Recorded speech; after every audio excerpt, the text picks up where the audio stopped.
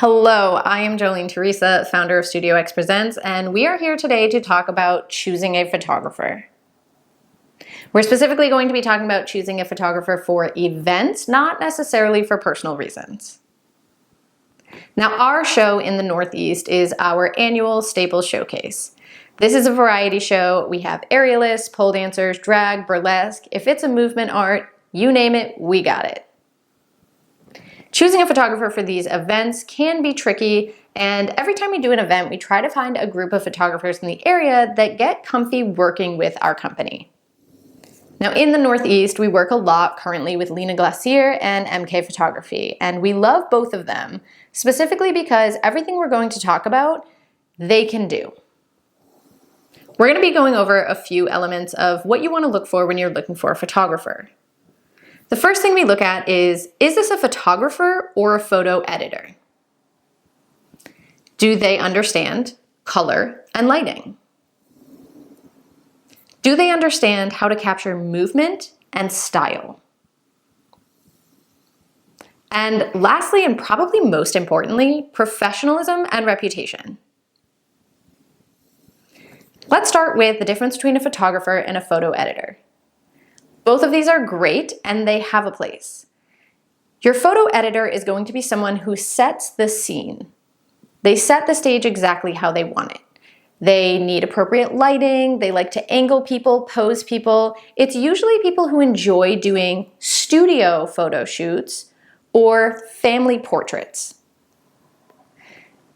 Photographers are people who know how to set their camera and how to change those settings quickly.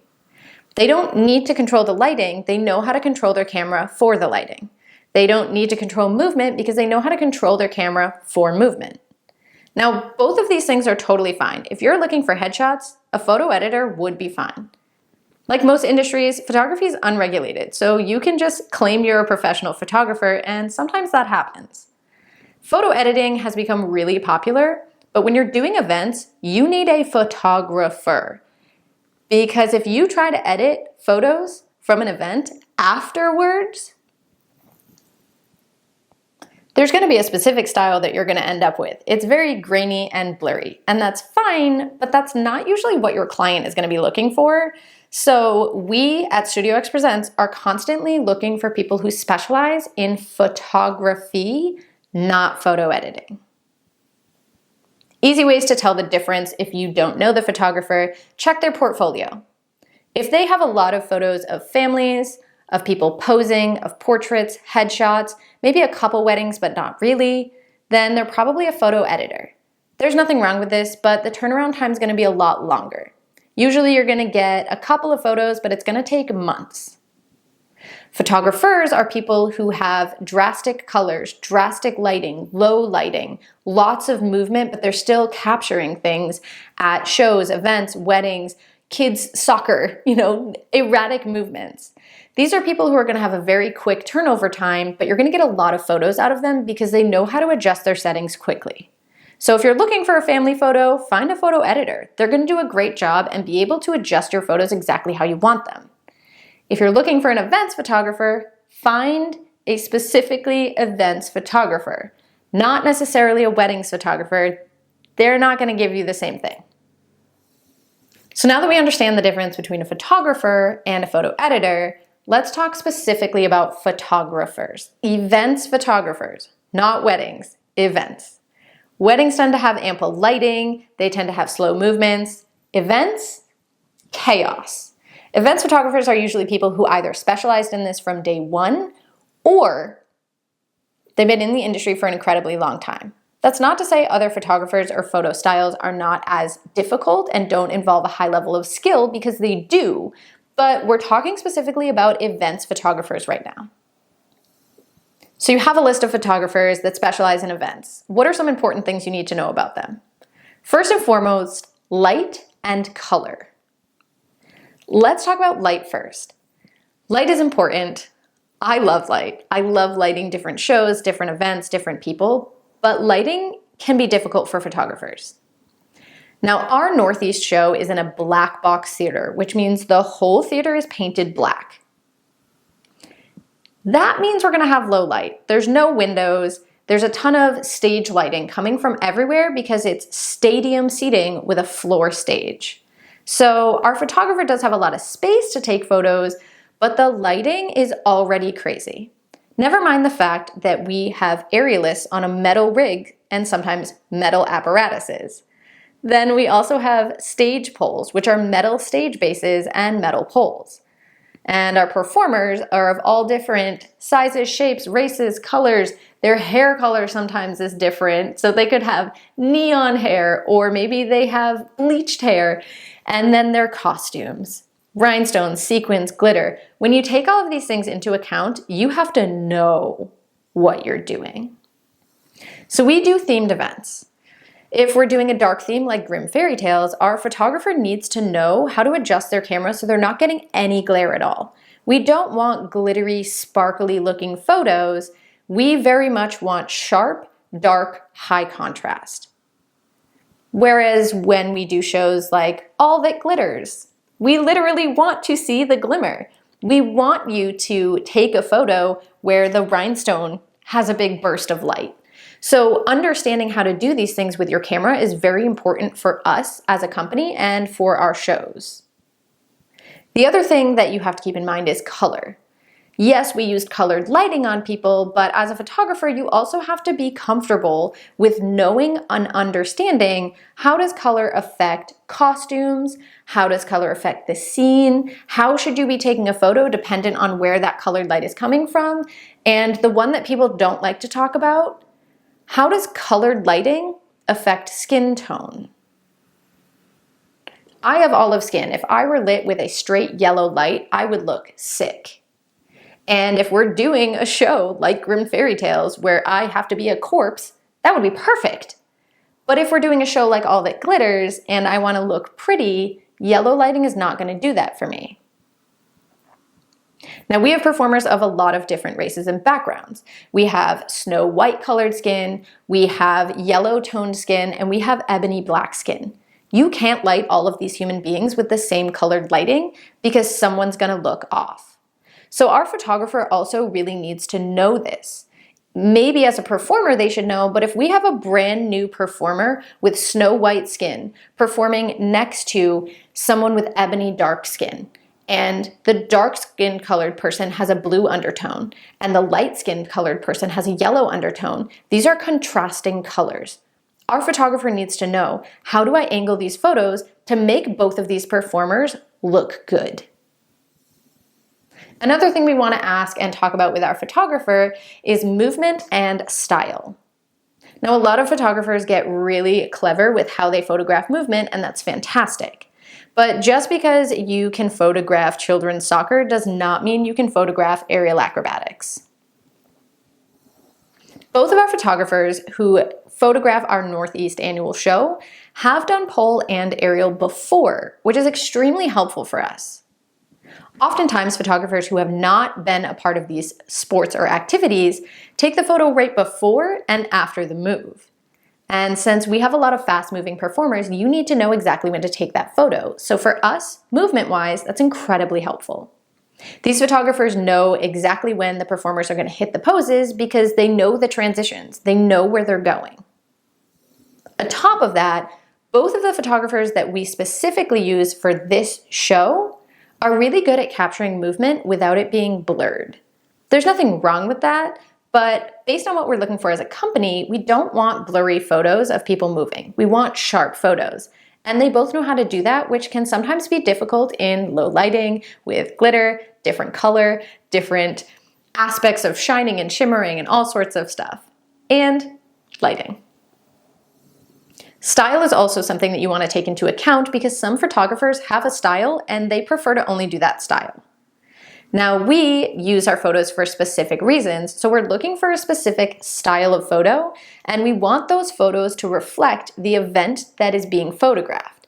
So again, if we're doing dark Grimm Fairy Tales, we want dark photos. If we're doing bright and happy All That Glitters with rhinestones and diamonds are a girl's best friend, we want that plush tone, maybe a little bit blurry, but not necessarily grainy, and we want the bursts of color. So our photographer needs to know to do both of these. Not every photographer is comfortable with that and wants to do that, so communicating with photographers is really helpful. Sometimes you get people who say they can do it, and then you ask for references and they can't, but that's why you should ask for references, a portfolio. They should have extra photos they can send you, even if they have watermarks on them. Now, we have worked with a lot of different photographers up in the Northeast, and a lot of them have been absolutely fantastic. We specifically work with 2 photographers right now, but that's because they both hit our criteria, and it's just really easy to keep having the same people consistently who know what we're looking for, know what they're working with, and they know what we expect. We've also worked with a couple of photographers who maybe oversold their skills. So let's talk about that. Professionalism and reputation are really important. And yes, great photos are great photos, but if you don't have a photographer who is professional and has a solid reputation, you can run into some serious issues, and we'll talk about some of those here, not just with our annual event, but with other events I've done as well. Let's talk professionalism.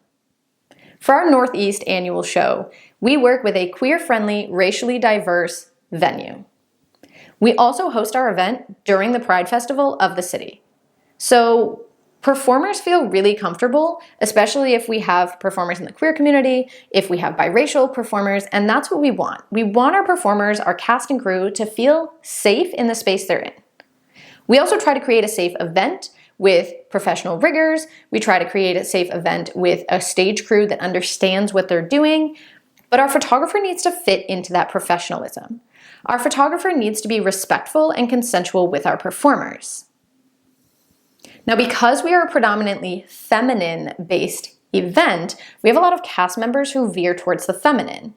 And we're oftentimes changing backstage. There's a lot of nudity in the green rooms, and sometimes quick changes just backstage.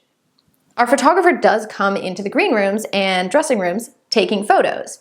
Now, if this photographer walks in and someone obviously turns away, the photographer needs to know to turn away and finish their conversation, or maybe make an announcement. Hey guys, I'd like to do some behind the scenes. When everybody's dressed and ready, let me know. If I come back in 5 minutes, can we do that? Right? Being communicative and being professional, making everyone feel comfortable. Not only just at the event, but post-event. Our photographers ask if they can use our photos. Yes, we have a signed contract, but they always ask, hey, do you mind if I post these? And we always say yes. Now, this is not always the case, and this is a respect thing, not a legal thing. We have had photographers in the past make our performers feel really uncomfortable by posting semi-nude photos without their consent, trying to sell photos to the public without their consent, and we were never asked about this. The performers were never asked about this. It was just, it's legal, so we're gonna do it. And it caused a lot of issues. So we're very protective of who we use as photographers because of our cast and crew, and we want them to feel safe. Now, situations like disrespect or issues with consent can be avoided. And this is where we get into reputation. Every photographer has a reputation, not just on Google or their website, but in person. Usually Google and websites don't really have the full view. They just have their friends and family saying they're great. Once you start asking the community about these people, you tend to get a better idea. Now, both of the photographers we use have high reviews offline. There are a lot of people posting about how their photos are amazing, how respectful they were, and it's people who have no lines of contact to these photographers. These are people who aren't necessarily tagging the photographer. They're just saying, these are amazing photos by this person. I met them through other people. They're really great. So you want to find reviews that aren't friends and family, and you want to ask your community. Now, if I had asked my community about the person who was trying to sell photos publicly of performers without their consent, I probably would have never hired them in the first place, but they were a female, and I really wanted to make sure we had a female photographer because I didn't know this person and I wanted the cast to feel safe with them backstage. In hindsight, this was maybe a misunderstanding on my part because it still caused a lot of issues, and I don't want to put my cast or crew in that position ever again, which is why we specifically work with Lena and MK Photography, because they're incredibly respectful, they have great reputations, and they're extremely professional. So in conclusion, when you're looking for a photographer for your events, make sure that you are thinking of what it is you want. You can communicate that, and that photographer can clearly show you that they can give you that. If you're looking for an events photographer and their website is all over the place, just ask them, hey, can you send me a couple of photos from the same event? I'd love to see what that looks like. Even if they're watermarked, even if they're really small, you can still see in a photo what it is. And if a photographer who's claiming to be an events photographer can't give you multiple photos from the same event, then they might not be an events photographer. Because I can tell you, the turnaround time from an events photographer is anywhere from 4 to 10 days, and you usually get hundreds, if not thousands of photos for the same price. In contrast, a photo editor or someone not specializing in events photography is going to take 30 to 90 days to give you photos back, and you might get about 50 of them for the same price. So there's a big difference here, and the quality of photos will differ as well. So do your research. And you can even do test shoots with people. It's worth it if you really need photos of this event. And lastly, finding a local photographer or someone who can travel with you and consistently do your events will make the photos increasingly better because they know what they're expecting and they know what they're getting into. If you have any questions about things we do here at Studio X Presents, please comment them below. We love answering your questions. And as always, stay safe out there.